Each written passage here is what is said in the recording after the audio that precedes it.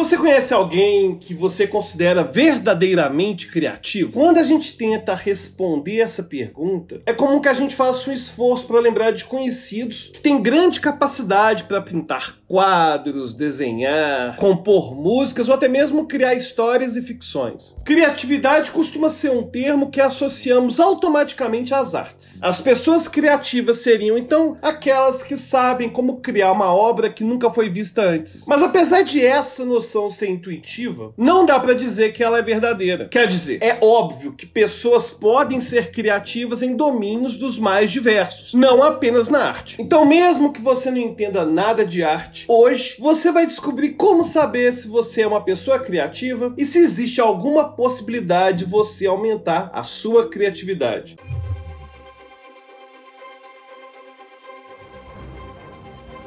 Vários testes já foram propostos para medir a criatividade, inclusive alguns elaborados por estudiosos da psicologia. O grande problema é que esses testes não costumam convergir nos seus resultados, o que mostra que a criatividade pode ser algo muito difícil de unificar e mensurar. Alguns testes até têm algum tipo de convergência, mas nesses casos eles tendem a avaliar aspectos mais amplos da nossa cognição, algo que é medido de maneira mais eficaz pelos testes de QI da neuropsicologia. Então já sabemos que estamos falando de algo que é difícil de ser medido. Vamos entender agora por que isso acontece. Nós lidamos diariamente com situações que exigem uma resposta única para atingir um objetivo. Se você quer ligar a lâmpada, você aciona o interruptor. Se você quer fazer um cálculo do troco, você subtrai o valor dado por você pelo custo do produto e assim por diante. Mas é claro que nem tudo tem uma resposta pronta ou uma resposta certa. E é aí que a criatividade entra. Criar é gerar uma ideia nova para alguma coisa que não tem uma fórmula pronta ou um objetivo único. Pensando assim, pode não ficar claro o porquê da criatividade ser algo difícil de ser medido. Talvez alguém proponha que é só submeter uma pessoa a alguns problemas de diversos tipos, desde que esses problemas não tenham uma resposta única ou um jeito único de resolver. E aí a gente olharia o resultado final. O nível de criatividade seria representado pela nota do teste. Mas esse raciocínio está errado, porque ele pressupõe a criatividade como algo totalmente generalizável. Ou seja, como se alguém criativo fosse criativo em qualquer área que se envolvesse, seja música, desenho, comunicação com pessoas, criação de roteiros de filmes, elaboração de um prédio e qualquer outra área. Para entender o porquê disso não ser verdade, vamos dar uma olhada em como funciona um processo criativo. Em geral, quando a gente fica sabendo da criação de alguém, nos contam que a pessoa se empenhou por muito tempo no problema, mas que acabou desistindo momentaneamente por ser algo muito difícil. E depois da desistência, parece que a pessoa recebe a iluminação quando menos espera. Aí uma solução criativa ou uma ideia vai surgir subitamente. É assim que nos é descrito, mas não dá para dizer que o processo é de fato desse jeito. Alguém que encontrou uma solução contou com todo o repertório que tinha antes para poder combinar o conhecimento e montar uma nova solução. Aliás, já sabemos hoje que o próprio ato de tentar ativamente gerar uma ideia vai fazer toda a diferença para que esse insight aconteça, mesmo que na primeira tentativa a pessoa não consiga o que queria. Ou seja, aquele esforço criativo não foi uma perda de tempo. Foi, na verdade, um momento de experimentar possíveis soluções e colocar o cérebro para trabalhar. E quando a pessoa abandona a tarefa momentaneamente, o cérebro ainda continua processando aquele problema, mesmo de forma inconsciente para a gente. E o insight tende a vir quando algo externo nos remete à solução que a gente buscava, mesmo que a referência externa seja algo bem sutil. O autor Benedict Carey descreve esse momento de distância do problema e faz uma separação que pode ser bem interessante para a gente. Ele chama de período de incubação o tempo em que a gente se desvia do que estava fazendo para tentar lembrar da solução de um problema que já nos é familiar. Mas quando estamos lidando com novos problemas, ele chama o período de afastamento de percolação. E a diferença não é só no nome, mas também nas características. Durante esse período de percolação, nós tendemos a ficar mais vigilantes, mesmo que a gente não perceba, a possíveis estímulos relacionados ao que a gente procura. Quando algo que vivenciamos se combina com o nosso repertório, então acontece aquela sensação de um insight. Mas isso não aconteceria sem uma mudança na nossa disposição, na nossa percepção, e sem um elemento fundamental, o tempo. A percolação parece tomar mais tempo do que aquilo que Carey chama de incubação. perturbação para aqueles problemas que já temos familiaridade. Isso certamente tem a ver com o trabalho feito de forma inconsciente pelo nosso cérebro. E tem uma coisa que falamos aqui que costuma ser negligenciada quando leigos tentam entender a criatividade. A necessidade de a pessoa já ter conhecimentos ou habilidades prévias sobre o domínio no qual ela está tentando inovar. Como dissemos, criar se trata de combinar. Isso não vai acontecer se a pessoa não tiver conhecimento algum sobre o assunto. Mais do que isso, criar se torna muito mais difícil se esse conhecimento já foi usado de várias maneiras em vários contextos. E aqui podemos entender o motivo de ser tão difícil de criar um teste para poder avaliar a criatividade. Já que a criatividade vai variar de um domínio para o outro, criar um teste que valha para todos os campos é praticamente impossível. Imagine um humorista que trabalhou a vida toda desenvolvendo criações para a área dele. É provável que essa pessoa seja um humorista criativo, mas não podemos esperar grandes habilidades para criar passos de dança se ele não souber dançar. E é claro que se esse humorista criar um passo de dança, pode ser que um leigo avalie a coreografia como sendo criativa, mas certamente não seria julgado da mesma forma por um especialista de dança, já que o especialista vai conhecer muito mais sobre esse assunto. Aliás, se você quer saber se você é uma pessoa criativa, a pergunta, na verdade, deveria ser outra. Ela deveria ser: você é uma pessoa criativa em alguma área específica? E só quem pode responder isso são especialistas no assunto, já que eles vão conseguir reconhecer suas ideias inovadoras. Mas supondo que você queira ser mais criativo, a boa notícia é que a criatividade é algo treinável. Por exemplo, o psicólogo John Baier separou 2 grupos de alunos no ensino médio. Um grupo treinou algumas habilidades que são úteis para a poesia, como produção de metáforas e lembranças de palavras com sons semelhantes, as famosas rimas. O outro grupo não recebeu treinamento nenhum. Uma semana depois, foi pedido aos estudantes para produzirem poemas e escreverem uma história. Os poemas daquele que receberam treinamento foram melhor avaliados por especialistas. Mas veja só que interessante. Não houve diferença na avaliação das histórias escritas pelos 2 grupos. Ou seja, o grupo que recebeu o treino ficou mais criativo apenas na habilidade que foi treinada, mas não na outra. Porém, algumas pessoas podem dizer que mesmo que a criatividade possa ser ensinada, ela não possa ser facilmente avaliada, como já falamos antes. Então, por causa disso, ela é pouco aplicável no contexto escolar, já que a escola se ocupa